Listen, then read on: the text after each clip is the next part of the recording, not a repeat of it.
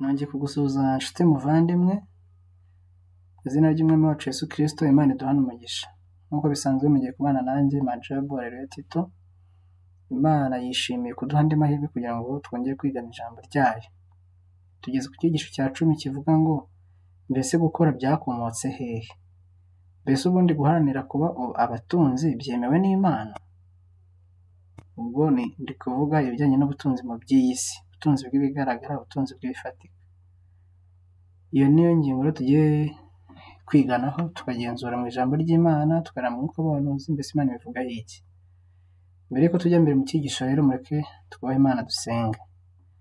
Mana yacu, twongeye kugushima cyane ko udukunda, uhora uturemera amahirwe mashya yo kuza ku birenge byawe tukiga ijambo ryawe. Izina ryawe rihabwe icyubahiro. Tugushimiye ko uduhaye umwanya mwiza wo kwiga rero iki cyigisho. Ni icyigisho cy'ingenzi by'umwihariko muri kino gihe, aho abantu bamwe batagikunda gukora, ariko abandi nabo bagaharanira gukora rimwe na rimwe birenze urugero cyangwa se bidakwiriye. Abandi bakavuga bati Yesu agiye kugaruka ntabwo tugomba gukomeza gukora imirimo. Abandi bakavuga bati gukora byakomotse hehe, gukora ni umuruho, bagaharanira kubaho badakora. Turagusaba ngo udufashe icyo wifuza ko dusobanukirwa muri iki cyigisho, tugikuremo koko nk'uko bikwiriye, duhe imyumvire myiza kuri iyi ngingo, kandi ujye uduha kumera nk'abiberoya, uturinde kumva amajyejuru, ahubwo natwe twicare ducukumbure koko turebe mu byanditswe iki inyandiko zivuga. Ibyo nibyo tugusabye tubyizeye mu izina rya Yesu, amen.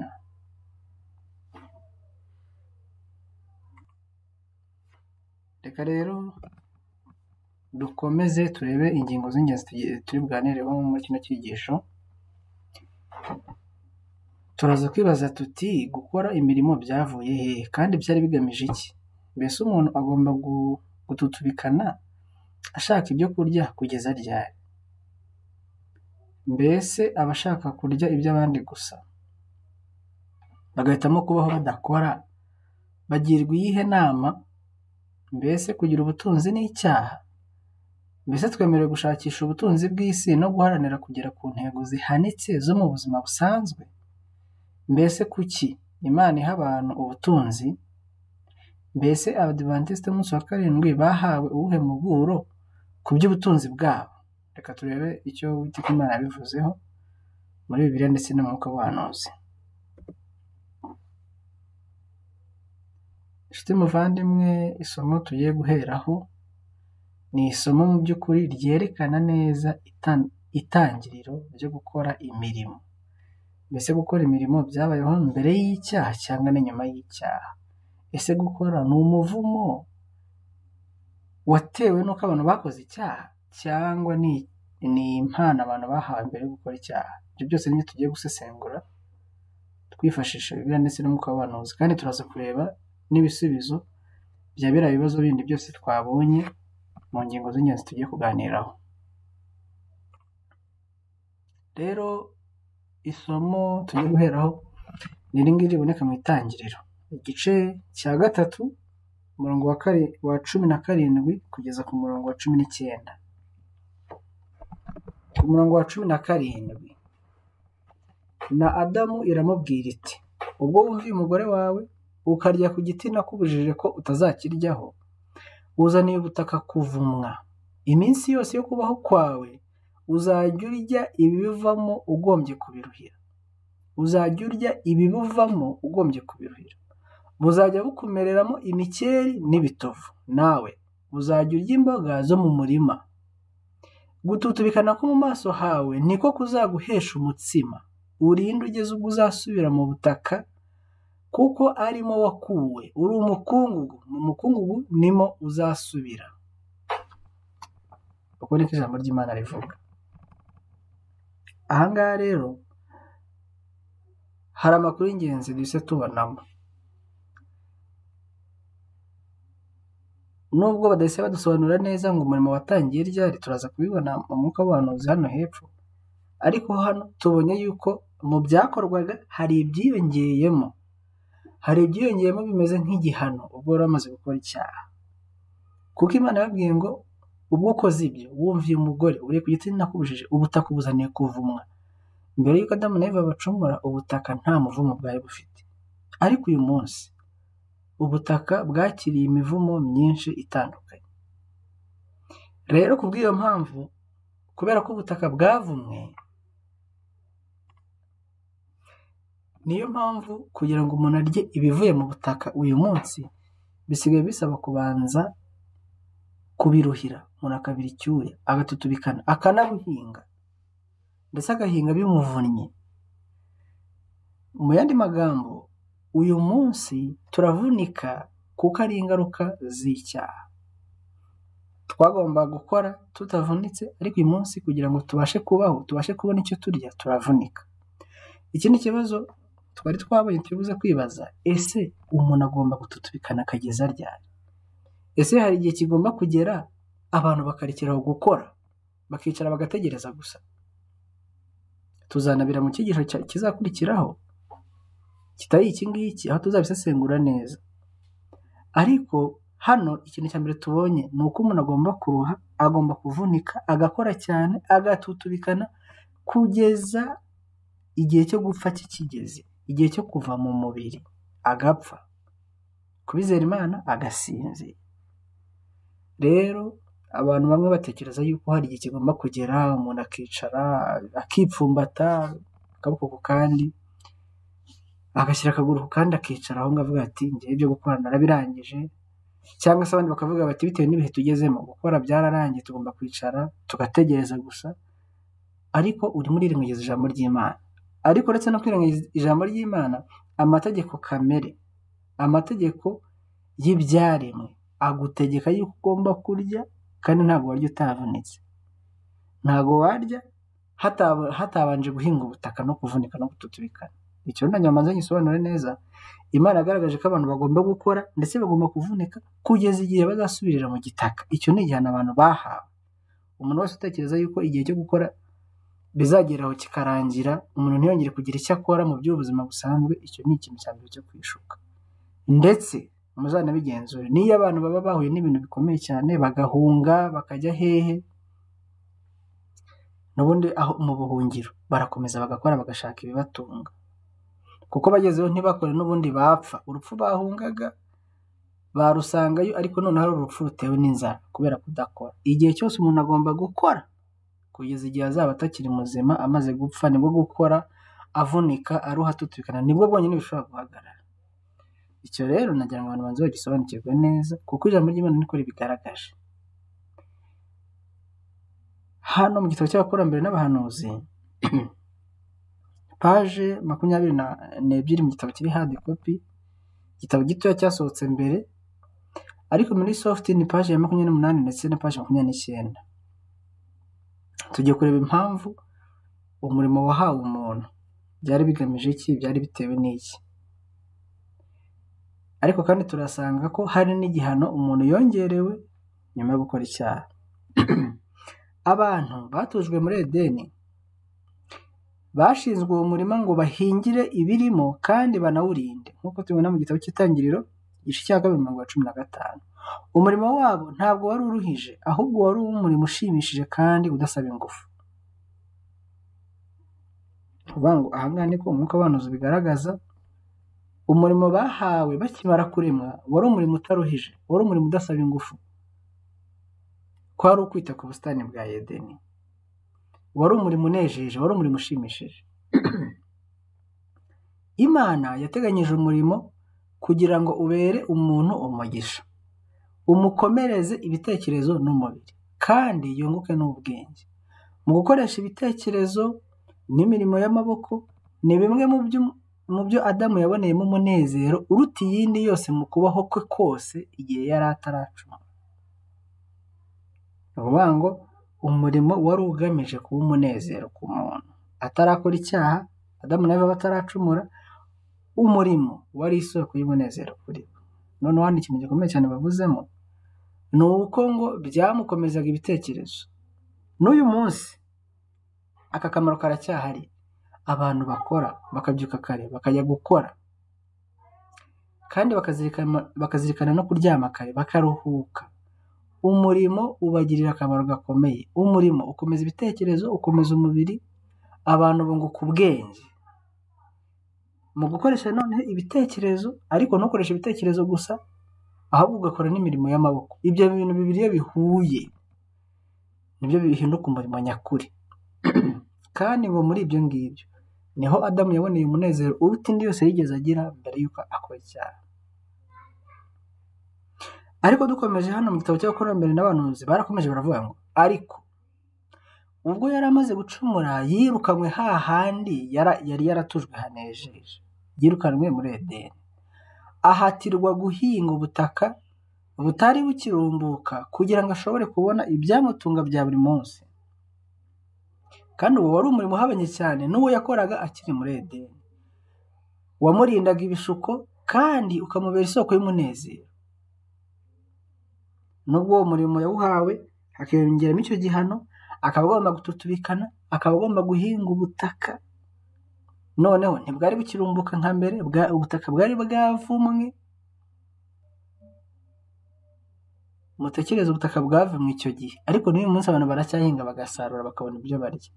Ni urukundo rw'Imana rutangaje kuba uwo muvumo utaratumye ubutaka burumba burundu ku buryo nta kintu cy'umuntu ushobora gusarura. Ahubwo mu buryo butangaje nk'uko Bibiliya bivuga, Uwiteka apfumbatura igipfunsi cye agahaza kwifuza kwibaho byose. Uko niko ijambo ry'Imana rivuga. N'uyu munsi turacyabibona. Nubwo umuvumo wiyongereye ku butaka, nubwo umusaruro utakiri nk'uwa mbere, ariko ibi ngibi twibutsa nanone urukundo rw'Imana. Ariko guhera mu gihe cya Adamu, ubutaka bwari bwaravumwe, kugira ngo noneho umuntu abashe kugira icyo abubonamo, agomba kubuhinga akavunika.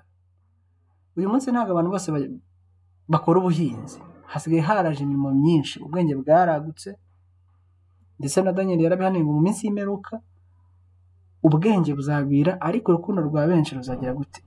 Ruzakonja. Rero ubwenge bwaragwira, imirimo yabaye myinshi, ariko ushobora kuvuga ati ibyo bari kuvuganya ntabwo bindeba. Ariko nubwo nawe udahinga ubutaka, nawe ibindi ukora bitari uguhinga, nawe birakuvuna. Si nawe gusa, n'abana uzabyara bizabavuna, kurya no gututubikana. Ushobora kudatutubikana kubera utigeze uhura n'izuba, ariko n'ubundi uratekereza, agahanga kagashya, imitsi karega, mbese ukavuga ati ibintu ndimo byaturutse he? Byavuye he? Aha rero niho dusobanukirwa neza ingaruka z'icyaha. Ariko hano ikindi kintu bavuze, ngira ngo abantu bose tuze kukizirikana kandi tukiteho, ni uko na n'uyu munsi umurimo uracyafite akamaro. Niyo mpamvu kuba umunebwe umuntu ntakore, si ngombwa ngo ufite akazi, ufite abantu baguhemba. Niba nta n'akazi ufite, gashake, kareme wowe ubwawe, shaka icyo ukora. Nubwo cyaba kitinjiza, kiba gifite umumaro mu buryo runaka. Kuko kwicara ubusa umuntu atari gukora, Satani amuha umurimo. Hano baragaragaje ngo nubwo Adamu yavunikaga, ariko byamurindaga iki? Ikintu cya mbere gikomeye cyane nshaka gucaho umurongo, byamurindaga ibishuko kandi bikamubera isoko y'umunezero. Ibyo ni ibintu bibiri bikomeye cyane udashobora guhabwa n'ikindi kintu icyo ari cyo cyose. Uyu munsi dufite ingorane y'uko usanga hari abana bakura nta mirimo bafite. Buri kimwe cyose umukozi wo mu rugo agomba kugikora, ibisabwa byose barishyura umuntu ngo azabikore. Abana barirwa mu rugo nta kintu bafite cyo gukora, baraza kwisanga ikintu bashobora gukora cyonyine ni ugufungura za televiziyo, amaradiyo, bakirirwa bumva bareba ibintu bitandukanye. Ibyo ni ukwica abana. Kuko iyo abana badafite imirimo, si n'abana gusa, n'umuntu mukuru, yewe n'abamaze gukura cyane n'abasaza, iyo adafite akantu akora, asaza imburagihe, ibishuko biriyongera, gutekereza neza bikangirika, Satani agatangira kumuzanira ibishuko uko bukeye n'uko bwije. Kuko ntabwo umuntu ashobora kwicara hamwe atari gutekereza. Hari umuntu bajya babaza ngo uri gutekereza iki? Akagusubiza ngo ntacyo. Ntabwo bishoboka. Kuko no muri uwo mwanya aba arimo aratekereza icyo agiye gusubiza. Rero gutekereza ubusa byo ntabwo bishoboka. Ahubwo icyo Satani akora, araza agafatirana rero bya bitekerezo bitari gukora nyine, agashyiramo ibishuko bye.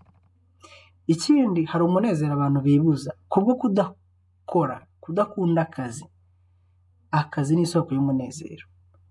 Ku bantu bigeze kugira akazi cyangwa bajya bagira akazi, Iyo usoje akazi ukagera mu gihe cy'ikiruhuko ushobora kuruhuka umunsi umwe, iminsi ibiri, ariko ku munsi wa gatatu utangira kumva bitameze neza, ukumva utangiye kurambirwa, ukumva urambiwe kwicara, kuko hari umunezero uzanwa n'akazi, uwo munezero uba wawutakaje. Rero ni ingenzi gusobanukirwa neza aya magambo, tukamenya ko akazi ni keza, n'uyu munsi nubwo karimo imvune, karimo umuvumo w'icyaha, ariko gafite umurimo, inshingano ikomeye yo kuturinda ibishuko. Muri abantu birirwa mu kazi, bahugiye mu kazi, bakora ibyaha bikeya, bagira ibishuko bike, kuko intekerezo ziba zihuze ziri mu bindi bintu by'ingirakamaro. Ntabwo bivuze yuko aribo bazajya mu ijuru, ariko bivuze ko ibishuko, hari ibishuko badahura nabyo. Umuntu wicaye ubusa, Satani aramubonerana, aramufatirana. Nshuti muvandimwe, niba nawe nta n'akazi ufite, shaka icyo ukora, guhera ejo mu gitondo, shaka icyo ukora. Nubwo cyatangira kitari kwinjiza amafaranga, ejo bundi azaza, ejo bundi azaza, kandi wige no kuyakoresha neza. Icya kabiri, uwo munezero urawukeneye. Binatuma n'isabato itubereye umunezero. Isabato itubereye umunezero kuko tugomba kuba twarakoze mu minsi 6, ku munsi wa karindwi tukaruhuka. Niba umuntu yaramaze iminsi 6 yose ayicaye atari gukora, ese umunsi wo kuruhuka azawunezererwa mate? Ntabwo azaruhuka, kuko n'ubundi icyumweru cyose azaba yarakimaze aruhuka. Ariko reka dukomeze. Ababona umurimo nk'umuvumo, nubwo gukora binaniza kandi bigatera ingingo kubabara, abo baribeshya cyane. Kenshi abakire barebana agasuzuguro abakoresha amaboko yabo, ariko ni ikintu kitagira inenge, kuko kijyanye n'umugambi w'Imana igihe yaremaga umuntu. Rero uyu ni umuburo ku bakire. Imana ntabwo yigeze itegura yuko abantu bazajya bakoresha ubwenge gusa, bakirirwa bicaye mu biro, bagakoresha intekerezo gusa n'ubwenge, ubundi bagataha. Oya, uriya ntabwo ari umurimo mwiza, nubwo byanga bikunda ugomba kubaho, ariko umurimo wa katanga ka mbere ni umurimo wo gukoresha amaboko, umuntu agakoresha ingingo z'umubiri. Niyo mpamvu nta mukire n'umwe ugomba gusuzugura abakene, kuko imirimo bakora mu by'ukuri iriya niyo ijyanye na gahunda y'Imana ubwo yaremaga umuntu. Mbese umutunzi ukomeye cyane yaba afite ibingana iki ugereranyije n'ibyo Adamu waremwe n'Imana yari afite? Nanone kandi Adamu ntiyagombaga kuba inkorabusa. Iryo jambo rirakomeye cyane. Adamu ntabwo yagombaga kuba inkorabusa. Umukire ufite ibya mirenge ku ntenyo muri iki gihe, uko tubivuga, uko abantu babivuga, umukire afite ibintu byinshi cyane. Abandi baravuga ati afite amafaranga nubwo atazi umubare, abandi bati hari ipusi itasimbuka. Kandi koko hari abantu bafite amafaranga ku buryo uramutse uyafashe ukayavunja mu buryo bw'amafaranga afatika, ukayagerekeranya, hari igihe wasanga yubatse etaje. Ariko ikibabaje, aya mafaranga menshi ameze gutyo aba ariho umuvumo, kuko akenshi usanga barabonye mu buryo bubi, cyangwa iyo bayabonye ntabwo bibuka Imana. Ariko ikindi tugomba kuzirikana, umukire w'uyu munsi ntabwo ashobora kugira ibintu byinshi cyane biruta ibyo Adamu yari afite, kuko Adamu na Eva ibiri mu isi byose bari barabyeguriwe. Adamu na Eva isi yose yari iyabo, bagombaga gutura aho bashatse, abana babo bagatura aho bashatse. Kugira aho umuntu atura, aho umuntu yubaka inzu, byari ubuntu. Imana yafashe isi iha abantu ku buntu. Bagombaga gutura ahantu hose bifuza ku buntu, kuko yari gahunda y'Imana. Ariko ikibazo ushobora kwibaza, nanjye nkakibaza, ibintu byo kugura ubutaka byaturutse he? Batangiye kubugura nane? Ninde watangiye kubugurisha akabugira ubwe agatangira kubugurisha? Ibyo rero biravuze ngo ni ahantu icyaha kitugejeje.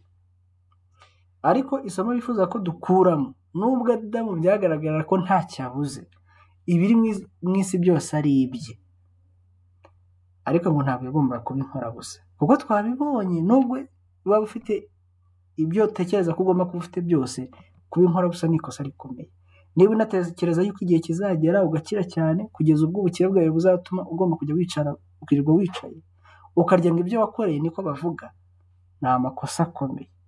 Ugomba gushaka ikintu uzakomeza gukora, nubwo wahindura umurimo, ugahindura uburemere n'imvune z'uwo murimo, ugomba gukomeza gukora kugeza usubiye mu gitaka, kuko niko ijambo ry'Imana ryavuze. kuko umuremyi wacu asobanukiwe n'igishimisha umuntu. Yageneye Adamu umurimo. Imana izi neza ko imirimo igomba kutunezeza. Niyo mpamvu Imana yatugeneye umurimo. Nubwo hajemo igihano, hakazamo umuvumo, ariko Imana izi neza ko umurimo unezeza abantu. Namwe muzabigenzura iyo wakoze ikintu bikaba akarusho ukagikora ari ikintu uzi neza, ikintu ukunda, ukagikora ucyumva ugisobanukiwe, muzumva umunezero bitanga. Iyo bigeze nimugoroba umuntu akitse imirimo agiye kuruhuka, muzumva umunezero munagira, biriya bitotsi agira nyuma yo gukora ikintu cyiza kandi yishimiye, akaba yagikoze neza kandi agisobanukiwe. Umunezero nyakuri ubonwa n'abagabo n'abagore bakoresha amaboko yabo. Abamarayika ni abakozi batiganda, ni ibyegera by'Imana bikorera abantu bayo. Umuremyi nta mwanya yageneye abanebwe. Ubwo twe tukirimo turasoma muri cya gitabo cy'abakurambere n'abahanuzi. Ni ukuvuga ngo niba twifuza kugira ishusho nk'iyo mu ijuru, tukifuza gutangira kwitoza kuzaba mu ijuru hakiri kare, tugomba gutangira kwiga imico nk'iyabo. Bose barakora. Yesu nawe yaravuze ati, Data wo mu ijuru arakora, ati nanjye uyu munsi ndakora. Buri gihe ni gukora. Icyama abantu bose bakabisobanukirwa, bakabiha agaciro kabyo nk'uko Imana yakagaragaje mu ijambo ryayo. Icyama abasore bacu uyu munsi bakumva agaciro ko gukora, ariko bakamenya ibyo bagomba gukora n'ibyo batagomba gukora. Nitugira umugisha nabyo tuzabyiga mu minsi iri imbere. Gukora kose ntabwo ari kwiza. Uburyo bwose ubonamo amafaranga ntabwo bivuze ko Imana igushyigikiye. Tuzabireba tubisesengure, tumenye ko kuba witwa umuntu w'Imana ukaba wifuza kugira kwera no kubonera Imana igushakaho, bihita bigushyiraho urubibi, ni uruzitiro. Hari bitagomba gukora byanze bikunze. Tugeze ku ngingo rero ivuga ngo kugira ubutunzi si icyaha. Tumaze kubona yuko nta mwanya Imana yageneye abanebwe. Abamarayika bose barakora, n'abakozi batiganda, Imana irakora. Natwe rero kuba umukristo mwiza, umukristo muzima, tugomba kuba dukunda umurimo. Niba ari ibishoboka ntidukore ikintu kimwe, dukore ibintu byinshi bitandukanye. Ba Paulo bari bazi kuboha amahema n'ibindi, natwe twiga imyuga itandukanye. Ntiwishimire ibintu bike wagezeho gusa, turaza kubibona mu kanya. Ntiwishimire utuntu duke wagezeho, utuntu duke wize mu ishuri, muri segonderi, muri kaminuza, cyangwa ibintu wize by'igihe gitoya by'imyuga by'amezi runaka. Iga n'ibindi, wongereho ibindi, wige n'ibindi bishyashya, kuko Imana yaguhaye ubushobozi bwo kwiga ibintu byinshi cyane, kandi muri ibyo byinshi ntabwo uzaburamo ibyo ukora bigutunge n'umuryango wawe. Inama ku busonga paje 126 kugeza kuri paje 127. Kugira ubutunzi si icyaha, niyo ngingo tugezeho. Bibiliya ntabwo iciraho iteka umutunzi imuhoye ko ari umutunzi. Ntivuga ko kugira ubutunzi ari icyaha. Nta nubwo ivuga ko amafaranga ari umuzi w'ibibi byose. Ibihabanye n'ibyo, ibyanditswe byera bivuga ko Imana ariyo iha umuntu imbaraga zo kugera ku butunzi. Aya magambo arakomeye cyane. None se Imana yakubwira ngo ubutunzi ni icyaha, ariko mu wundi mwanya Imana igahindukira akaba ari guha imbaraga zo gukorera ubutunzi? Ubwo rero Imana yabiri kwivuguruza. Niyo mpamvu hano banditse ngo ibihabanye n'ibyo. Bitandukanye n'uko benshi babitekereza, bitandukanye n'uko benshi babyumva. Ahubwo Imana kuko izi agaciro k'ubutunzi, nicyo gituma ishyigikira abantu, ikabaha imbaraga, ikabaha uburyo, ikabaha ubushobozi kugira ngo babashe gukorera iki? Ubutunzi. Kandi rero ubwo bushobozi ni impano y'ingenzi igihe cyose yeguriwe Imana kugira ngo iteze imbere umurimo wayo. Ubwo bushobozi Imana iduha, ubwo bushobozi Imana iha abantu, si n'ubushobozi bw'imbaraga z'amaboko gusa cyangwa iki, ubwenge, ibitekerezo.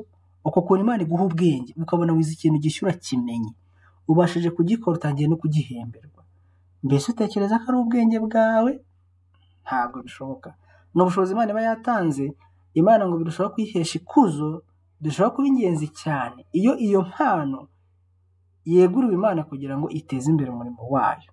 Ntabwo Bibiliya rero iciraho iteka intiti cyangwa abaminuje mu myuga, kuko ibyo bituruka mu bwenge butangwa n'Imana. Ibyo byose tubona ntabwo abantu babyigezaho.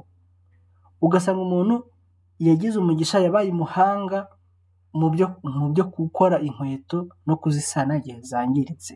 Umuntu yabaye umuhanga mu gukora imashini akazitunganya zikongera zikaba nzima. Umuntu yabaye umuhanga mu gusudira. Umuntu yabaye umuhanga mu kubaka amazu, kuyashushanya. Hari ababyiga bikanga ntihagire ikintu gisigara mu mutwe. Hari n'ababyiga bakabona bihindutse ibintu byabo. Uwo ni umugisha, ni impano iva mu bwenge bw'Imana. Nibyo hano dusomye. Rero byonyine kutazirikana ko urwo rwego ugezeho byose byaturutse mu kiganza cy'Imana, ni Imana yabiguhaye, kutabizirikana ni ikosa rikomeye. Mu Kinyarwanda baravuga ngo hariho ubugwari bukomeye cyane bubiri. Kwima uwaguhaye, ubugwari bwa mbere bukomeye buteye ubwoba. Gusaba uwo wimye, ubugwari bwa kabiri buteye ubwoba. None se uyu munsi Imana iramutse igenzuye abantu bafite ubwo bugwari yasanga ari bangahe? Mbese abantu batazirikana ko buri kimwe cyose bagezeho cyavuye ku Mana bangana iki? Mbese abantu birata ubwenge bamaze kugeraho, impamyabushobozi bamaze gutsindira, akazi gakomeye bamaze kugeraho, imyanya ikomeye yo hejuru bamaze gushyikira, abantu batibuka ko byavuye ku Mana ngo bayiture bakima uwabahaye bangana iki? Wababara. Ntabwo dushobora gutunganya umutima no kuweza dukoresheje kwambika umubiri ibigunira cyangwa kugomwa imiryango yacu ibyayihesha ibyishimo, kunezerwa cyangwa kugubwa neza. Aka nako tukumve neza. Kugira ngo imitima yacu yezweho ibyaha, tube intungane, tube abo Imana yishimira, ntabwo bidusaba ibitambo byo gukenesha imiryango yacu. Ntabwo bidusaba ko twiyambika ibigunira cyangwa ngo twange kurya, twange gukora, twange kugira ubutunzi. Ntabwo ari cyo kintu Imana idusaba. Ahubwo ibihabanye n'ibyo, tugeze ku ngingo ivuga ngo kugira intego zihanitse nta kibazo kirimo. Kugira intego zihanitse nta kibazo kirimo. Biboneka mu gitabo cy'ubutumwa ku basore paje 27. Yaba ari mu gitabo kiri hard copy, igitabo gifatika mu ntoki, yaba ari igitabo kiri soft copy, cya kindi basomera kuri telefone cyangwa mudasobwa, hose uraza kubireba kuri paje 27 y'icyo gitabo. Nawe yaranditse ati: "Nshuti basore, mbese intego n'icyerekezo cy'ubuzima bwanyu ni ibihe? Mbese mufite inyota yo kwiga kugira ngo mubashe kugira izina n'umwanya mu isi? Mbese mufite ibitekerezo mutabasha kuvuga ku buryo umunsi umwe mushobora guhagarara ku mwanya wo hejuru uhebuje indi mu gukomera mu by'ubwenge, ku buryo mushobora kwicara mu nama zifata ibyemezo n'izishyiraho amategeko, kandi mugafasha mu gushyiriraho igihugu amategeko? Mbese niyo migambi mufite?" Nawe tarakomeza ati: "Nta kibi kiri mu kugira bene iyo migambi. Nta kibi kiri mu kugira bene iyo migambi. Buri wese muri mwe ashobora kugera ku ntego ye. Ntimukwiriye gushimishwa n'ibyo mugeraho byo ku rwego ruciriritse. Mugire intego yo kugera ku bihanitse, kandi ntimugire imiruho mwihunza kugira ngo mugere ku rugero rukwiriye." Dusimbutse gato arakomeza ati: "Ubu mukeneye kubaka mukurikije uko muzabasha kuzuza ibyo mwubaka." Umukobanuzi arakomeza uvuga ngo, "Kubw'ibyo rero mukeneye gushaka uko mwitwara ku babakikije muri rusange no ku buzima ubwabwo, ku buryo mubasha kuba igisubizo ku mugambi Imana yari ifite ubwo yabaremaga nk'abigishwa ba Kristo. Ntimubujijwe kugira iby'inyungu zizashira mujyamo, ariko mukwiriye kugendana idini yanyu. Mu mirimo yose mushobora kuba mwujuje ibyangombwa byo gukora, ntimuzigere muha intebe igitekerezo kivuga ko mudashobora kugira icyiza mwageraho mutagize ihame mwica. Ntimuzigere muha intebe igitekerezo kivuga ngo ntimushobora kugira icyiza mwageraho mutagize ihame mwica." Aya ni amagambo arakomeye cyane. Ni ukuvuga ngo tumaze kubona yuko kugira ubutunzi ntabwo ari icyaha. Abantu bagomba kubuharanira bakanabugeraho, ariko kandi bakabukoresha neza. Hano ho tubonye ko kugira intego zihanitse nabyo ni byiza. Hari abantu benshi bavuga bati ese abakristo bagomba kugira intego zihanitse, bakifuza kwicara mu nteko ishinga amategeko nabo bagafasha igihugu mu kucyubaka bagishyiraho amategeko. Ese imigambi nk'iyo irakwiriye? Hano Umwuka w'ubuhanuzi arabigaragaje. Kugira imigambi nta kibi kirimo, nta kibazo kirimo. Kwifuza ibyiza, guharanira kugera kure, nta kibazo kirimo, nta kibazo kirimo. Ariko twibuke nanone ntabwo dushishikariza ngo twirohe muri politike tujyemo. Oya, hano ni ingero bari gutanga, bari kwerekana ko tugomba kugira iki?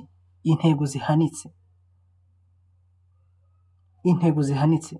Ntukifuze kugura igare ngo uzahinduke umunyonzi birangiriraho. Uzifuze intego zirenzeho.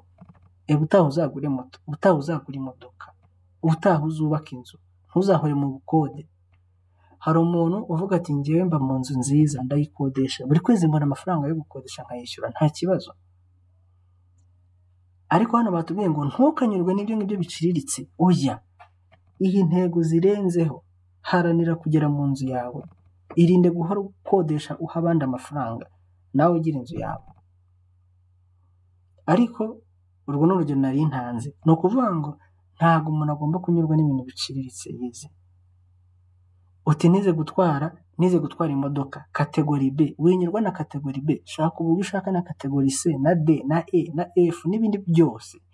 Ibyo ushobora kugeraho mu buryo bwiza, niko batubwiye, mu buryo bwiza, ibyo ubasha kugeraho mu myaka yawe, mu gihe ugifite ubushobozi bwo kwiga ibintu bishya bigafata. Abasore bagomba kuzirikana yuko amahirwe bafite ntago azahoraho. Uko bagifite ubwenge bumeze neza, bukimeze neza, bukibasha kwiga ibintu bishya bigafata, ejo bundi ntabwo ariko bizaba bimeze. Uzajya ugerageza kwiga ibintu bishyashya wumve hajemo urusaku mu mutwe wawe, wumve bisa nkaho inyoni ziri kuririmbira mu mutwe wawe, wumve byanze, ugeraho wiyakira uvuga ati ubwo kabaye nashaje byarangiye. None se utegereje kugera aho ngaho? Basore namwe nshuti, na hano niko rero nawe cyanditse ngo nshuti basore, intego zanyu ni izihe? Ntimukanyurwe n'ibintu biciriritse. Ntukanyurwe ngo nize kaminuza gusa.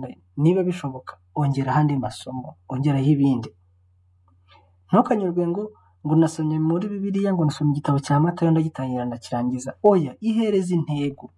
Soma na Luka, soma na Mariko, soma ibyakozwe n'intumwa, soma Abakolosayi, Abefeso, urwambere rw'Abatesalonike n'urwa kabiri rw'Abatesalonike, ukomeze soma Bibiliya yose irangize. Ntukanyurwe ngo wasomye Bibiliya irayirangiza. Fata n'ibitabo by'umukobanuzi usome, ufate, sinzi uko nabivuga, ufate abakurambere n'abahanuzi uyisome wirangize. Ufate abahanuzi n'abami uyisome wirangize, ucukumbura amateka ya Bibiliya wimbike uyamenye neza. Ufate abahanuzi, ufate uwifuzwa ibihe byose, ufate intambara ikomeye, biriya bitabo byose ubyige neza, ubisobanukirwe. Kandi ntunyurwe n'ibyo gusa, ahubwo wambuke ku ruhande, ufate n'ibihamya by'itorero umuzingo wa mbere uwusome, ufate umuzingo wa kabiri ugenda ugera ku muzingo wa 9. Ntunyurwe n'ibyo ngibyo, wambuke no mu bindi bitabo, ufate ubutumwa ku basore. Nta gihe dufite byo gupfusha ubusa. Ntimukanyurwe n'ibintu biciriritse, ujye uhora uharanira ibyo hejuru. Ariko hano icyo bibandagaho cyane ni mu by'ubutunzi bwa hano ku isi, bw'ibifatika. Ntukanyurwe n'intego ziciriritse, iyi ntego zo hejuru. Buri gihe jya wiha urugero rwo hejuru, rwa rundi utekereza ko rutanashoboka, ariko mu kuzirikana ko Imana ihari niba bizaca mu nzira nziza. Imana yiteguye kugufasha ukabigeraho. Icyo rero nagira ngo ngishimangire, he kugira umuntu uvuga ngo ibi n'ibi naba nkabije, naba ndengereye, naba ndi kwisimbukuruza, naba ndi kugondoza Imana. Buriya iyo umuntu avuze ngo kugondoza Imana, aba agaragaje ko Imana idashobora byose, cyangwa se aba agaragaje ko hari ibyo Imana ikora biyigoye. Imana ntabwo ari umuntu ngo ikore ikintu kiyivuna. Abantu nibo bavunika, ni nabo bakenera ikiruhuko. Imana ntabwo ari kimeze. Imana ni Imana. Ntukavuge ngo uri kugondoza Imana, jya wiha intego zo hejuru, kuko Imana yiteguye kubikora kandi ikabikora biyoroheye kuko ari Imana nyine. Ariko hano ikindi kintu tugomba gushimangira, batubwiye ngo niba ari mu buryo bwiza muzabiharanire, ariko muzirinde kugira ubwo muvuga ngo icyo musabwa ni ukwica amahame, ibyo mwizera ugatangira ukabyirengagiza. Hari abantu bagera ku bintu byo hejuru ariko wababaza inzira byaciyemo ugasanga hari ukuri bihakanye. Rimwe na rimwe ugasanga icyo cyaha bakoze ntabwo bigeze bakizirikana ngo bakicuze. Ijambo ry'Imana riratubwira ngo icyaha kiticujijwe kizatuma umuntu ahanagurwa mu bitabo byo mu ijuru, aha izina rye rihanagurwa mu gitabo cy'ubugingo, ahubwo ryandikwe mu gitabo cy'urupfu, igitabo cy'abarimbuka. Ibyo rero Imana ibiturinde cyane mu izina rya Yesu. Ariko kandi hari igihe usanga uwo muntu n'ako kazi arimo, uwo mwanya amaze kugeramo, ubwawo kugumamo birasaba guhora yica ihame runaka mu byo twizera. Nshuti muvandimwe, aha nicyo batuburiye. Uko umuntu agenda atumbagira agera hejuru, ni nako ibishuko biba byinshi cyane. Ni nako gukomeza kubaha Imana muri iyo myanya yo hejuru bidashoboka. Rero hano nicyo bari kutubwira ngo twaharanira gutumbagira, twaharanira kujya hejuru, ujye wibaza ngo nta hame ndi kwica, nta bitambo ndi gutamba, nkagira ibintu nirengagiza ku bushake kugira ngo ngere aho ndarikiye. Icyo nacyo tukibaza, ni ikintu cy'ingenzi buri wese agomba kwitaho. Ubu rero tugeze ku yindi ngingo ivuga ngo ntago tubuzwa gushaka ubutunzi, ahubwo tubuzwa gutwarwa nabwo no kubwirundanyirizaho. Tugiye kureba mu gitabo cy'inama ku isonga n'ubundi paje 144. Icyo tubuzwa ntago ari ugushaka ubutunzi, ahubwo icyo tubuzwa ni ukubwirundanyirizaho, gutwarwa nabwo no kubwirundanyirizaho. Tugiye kureba mu magambo arambuye. Umwuka w'abahanuzi uravuga ngo uwo muntu wa wundi wahinduwe n'ubuntu kandi ubugingo bwe bukaba buhishamwe na Kristo mu Mana, ntabwo yigera atakaza ubushobozi bwo guteranyiriza hamwe mu buryo ubwo ari bwo bwose, ahubwo akoresha imbaraga ze ashaka kugera ku iterambere mu bya mwuka. Icyo gihe impano yahawe zizahabwa agaciro nk'impano z'Imana zigomba gukoresherezwa kwihesha icyubahiro. Dukomeje baravuze ngo uwo muntu azaha agaciro ubutunzi. Umuntu wubaha Imana, wundi wakijijwe n'ubuntu bw'Imana kandi akabizirikana, azakoresha uko ashoboye aharanire kugera ku rwego rwo hejuru mu bya mwuka. Ariko ikindi hano bavuze ubutunzi bw'ibigaragara bw'isi nabwo azabaha agaciro, nyamara ntabwo azabwirundanyaho.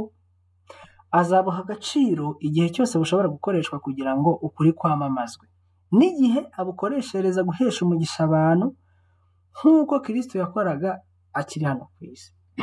Kubera iyi ntego azakoresha imbaraga ze zose atagamije kwishimisha no kwihesha icyubahiro, ahubwo azazikoreshereza kongera ubushobozi muri buri mpano yahawe kugira ngo akorere Imana umurimo urushije yindi kuba uw'icyubahiro.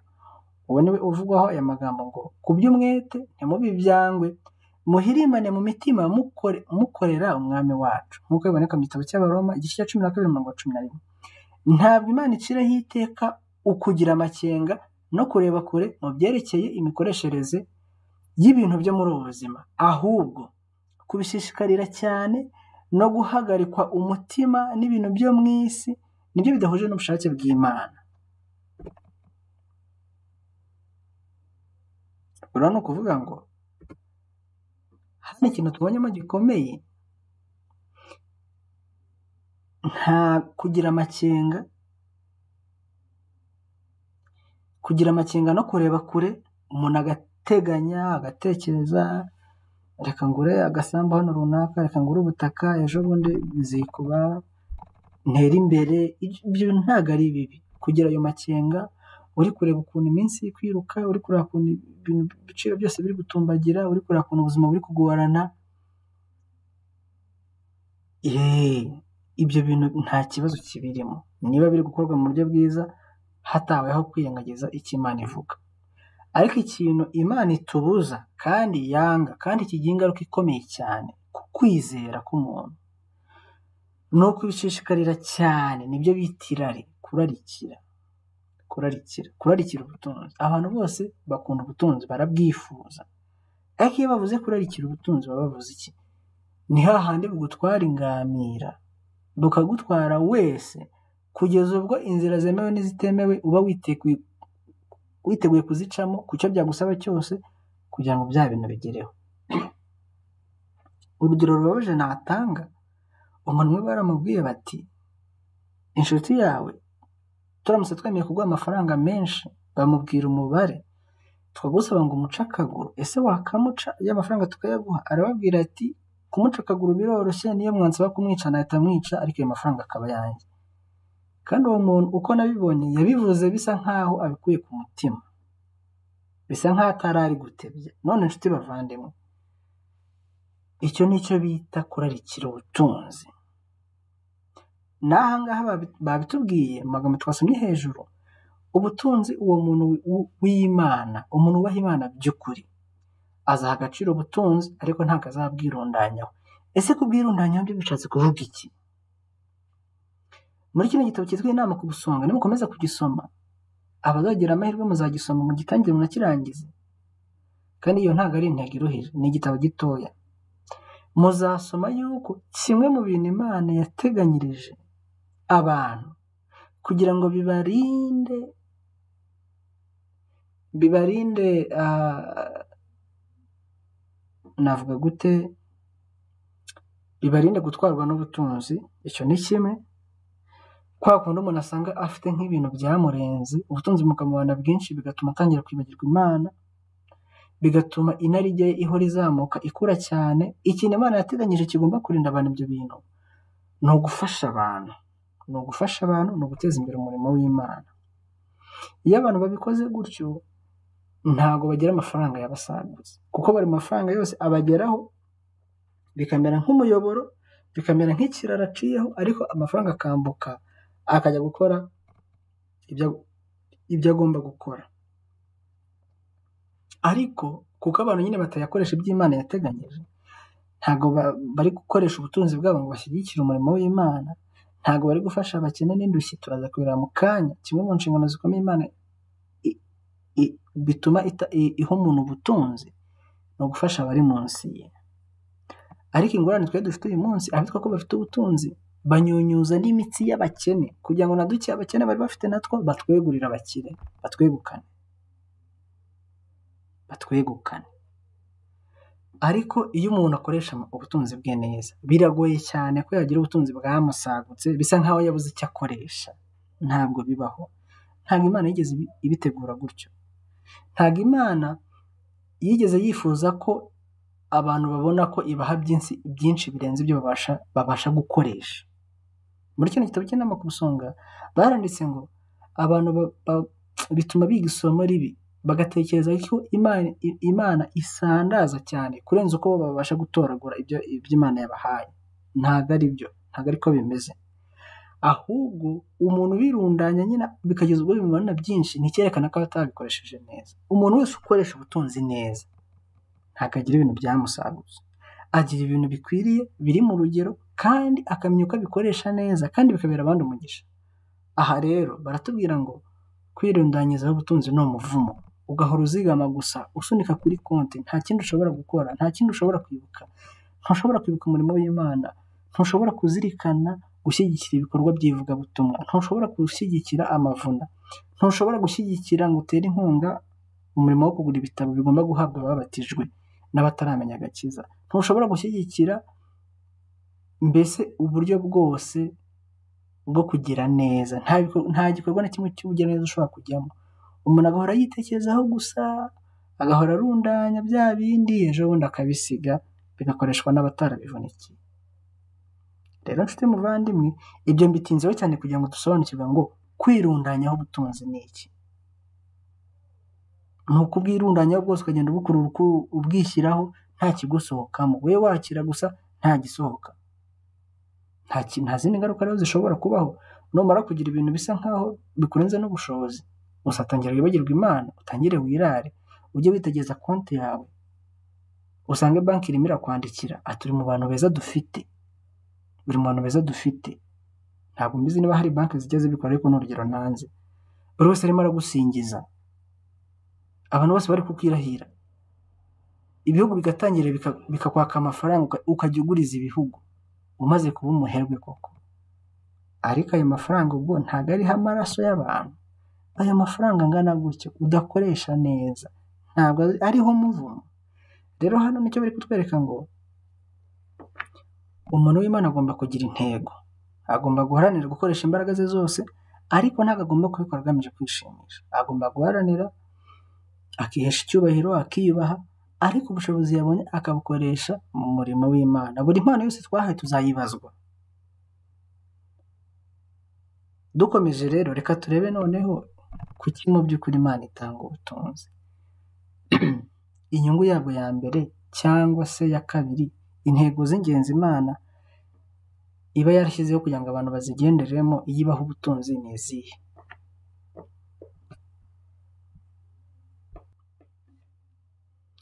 Muri kino gitabo tujye kureba mu gitabo cy'Ibifuzwe byose, paje 410 mu gitabo cyasohowe n'itorero Ingeri ya 2018, ndetse ni paje 492 mu gitabo cya Soft. Duhabwa ubutunzi kugira ngo tubashe gufasha abakene no kwamamaza ubutumwa bwiza, ariko turaza no kureba n'ingaruka ziba ku babaswe n'ubutunzi. Ernest yaranditse ati ubutunzi bwari bwarahawe n'umusore w'umukungu kugira ngo bimuhe akanya ko kugaragaza ko ari igisonga gikiranuka. Iyo niyo mpamvu Imana iduha ubutunzi itugerageza ngo tuyereke niba koko tuyikunda. Yagombaga gutanga kuri ubwo butunzi agafasha abakene. Kugomba ni inshingano. No muri iki gihe nabwo Imana iha abantu ubutunzi, ikabaha impano ndetse n'uburyo kugira ngo babe ibikoresho bitabara abakene n'abari kubabazwa. Abakoresha impano bahawe ku buryo buhuye n'imigambi y'Imana bahinduka abakorana n'Umukiza, bakiriza imitima Kristo kuko basa nawe mu mico ye. Ni ukuvuga ngo n'uyu munsi abantu bahabwa impano zitandukanye, harimo n'ino mpano y'ubutunzi, kugira ngo n'ubundi bazabashe kugaragaza niba koko bakunda Imana. Kandi uvuga ko akunda Imana abigaragariza mu gukunda bagenzi be, gutabara abakene, indushyi, abababazwa. Kandi ibyo byose nabyo bikenera ubutunzi ndetse n'umwanya no kwita kuri abo bantu. Birashoboka ko hari abameze nka wa musore w'umutware, bafite umwanya w'icyubahiro kandi bakagira ubutunzi bwinshi. Kuri bo babona gukurikira Kristo ari igitambo kinini cyane kitakwihanganirwa.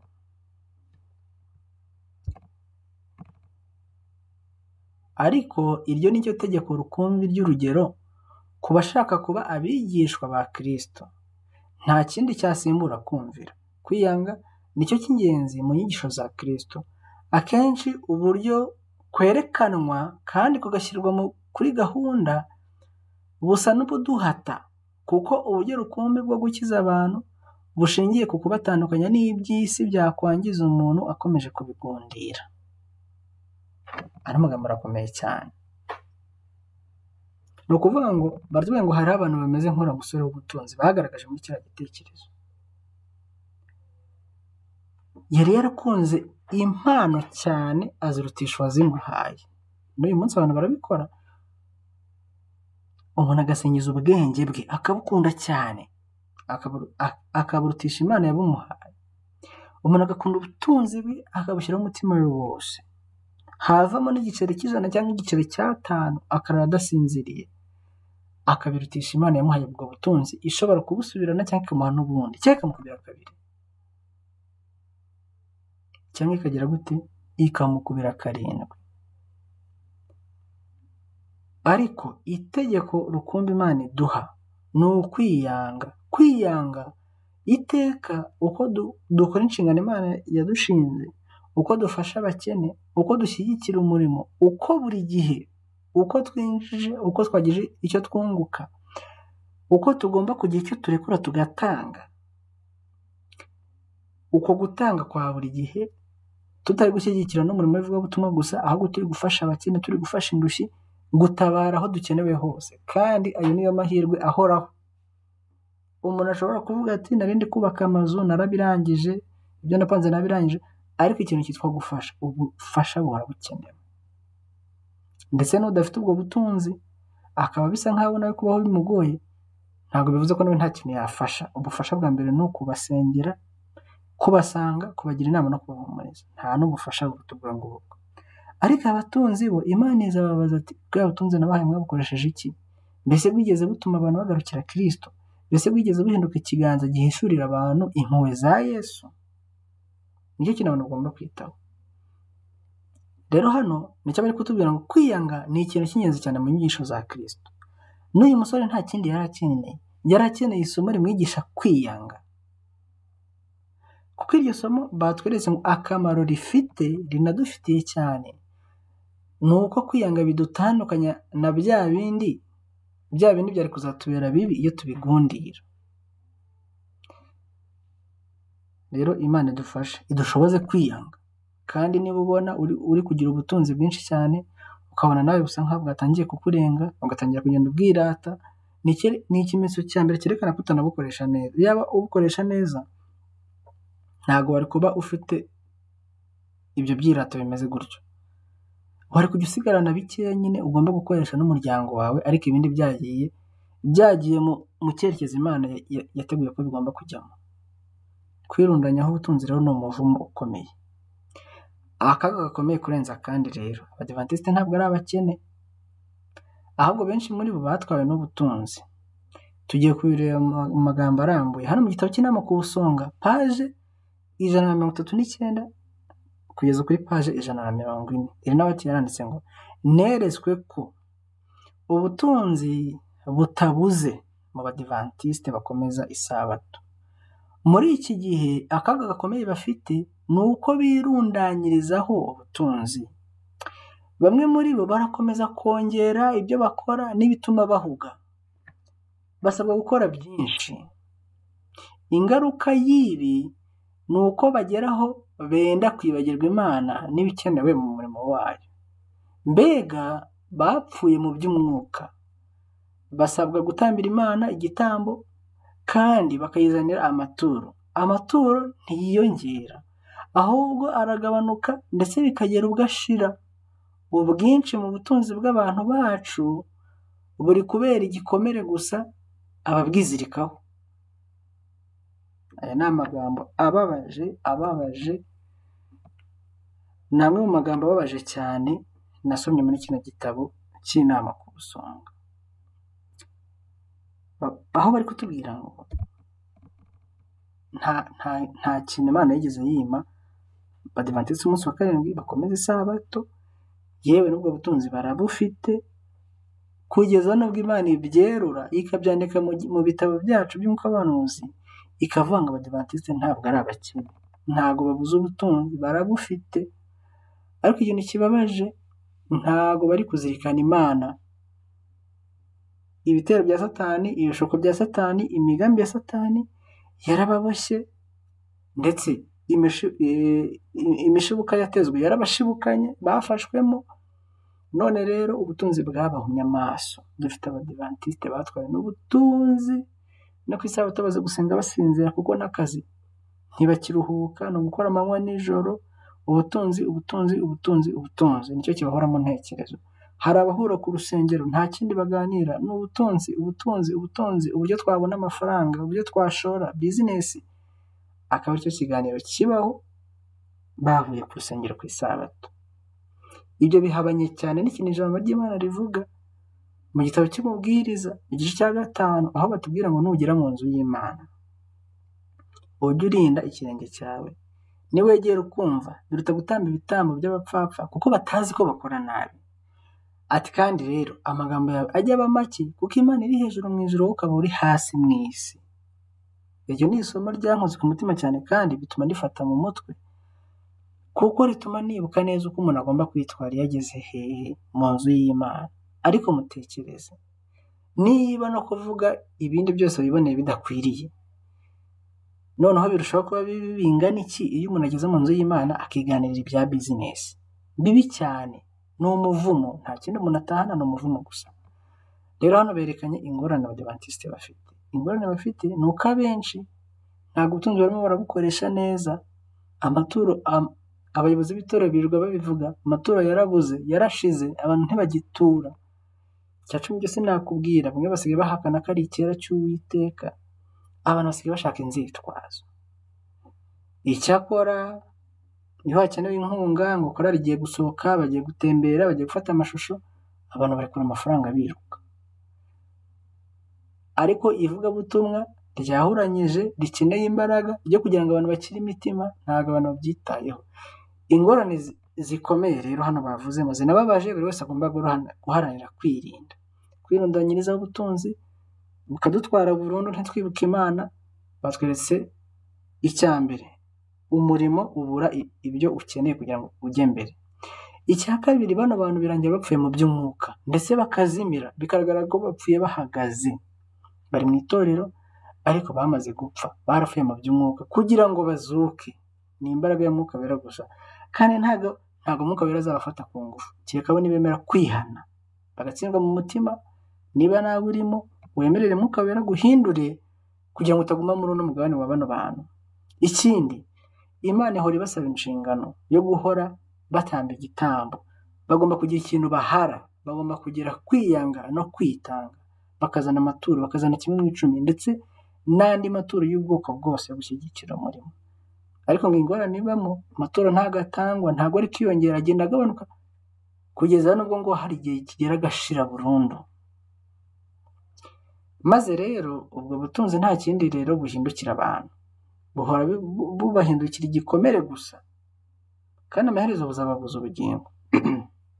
Nshuti muvandimwe rero, Imana ishimwe ko iduhishuriye ibi bintu byose, kandi Imana irifuza ko duhinduka. Uko twafataga umurimo, uko twawubonaga, uko twahoraga twibaza ngo umurimo wakomotse hehe, ugamije iki, ese ubutunzi bwe bugamije iki, ese intego tugomba kugira ni izihe, ese ingaruka zo kwirundanyirizaho ubutunzi no gutwarwa nabwo ni izihe. Byose tumaze kubibona. Imana irabiduhishuriye. Reka rero dusabe Imana, dusoze icyigisho dusenga, kugira ngo ibyo twize bye kutubera imfabusa. Uwiteka Mana yacu, turagushimye cyane ko uduhaye umwanya mwiza kwiga ijambo ryawe. Izina ryawe rihabwe icyubahiro. Tugushimiye amagambo meza utwigishije, udufashe kugira ngo ahinduke umucyo uva mu ijambo ryawe umurika mu ntekerezo zacu, kandi uwo mucyo utubere imbaraga ihindura ubugingo. Ibyo dusabye Imana Data mu izina rya Yesu, amen.